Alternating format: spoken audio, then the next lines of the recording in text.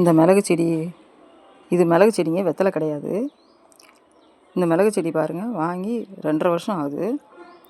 அப்பப்போ குட்டி குட்டி பூவாக வைக்கும், தானாக உதிர்ந்துடும்.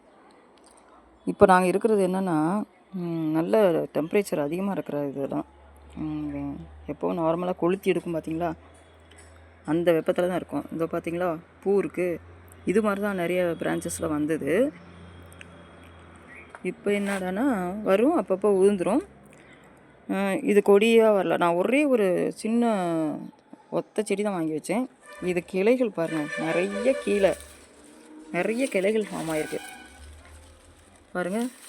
நிறைய கிளைகள் கீழேருந்தே நிறைய வந்திருக்கு.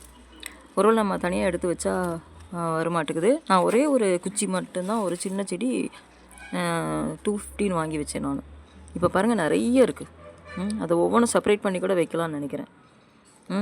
நம்ம எந்த சூழ்நிலையும், இது ஹில் ஸ்டேஷனில் தான் வளரணும்னு இல்லைங்க. நிச்சயமாக இது நான் மண் அதிகம் இல்லை, ஆனாலும் இருக்கிற இடத்துல ஏதோ ஒரு இருக்கிற காய்கறி கழிவுகள் இதெல்லாம் போட்டு தான் நான் வச்சிட்ருக்கேன். இது வந்து இன்னும் ஹைட்டாக வளரல. இந்த மேலே இந்த சீதாப்பழம் இருக்குது, அதுக்கு அடியில் தான் இது நல்லதில் தான் வச்சுருக்கேன். இதுக்கு சன்லைட்டு வராது. இருந்தாலும் பாருங்கள் வருது, நம்மளால் முடியும், கட்டாயமாக முடியும். அப்புறம் எங்கள் வீட்டில் ஆப்பிள் செடி இருக்குது, அதை நெக்ஸ்ட் வீடியோவில் போடுறேன். Okay, thank you.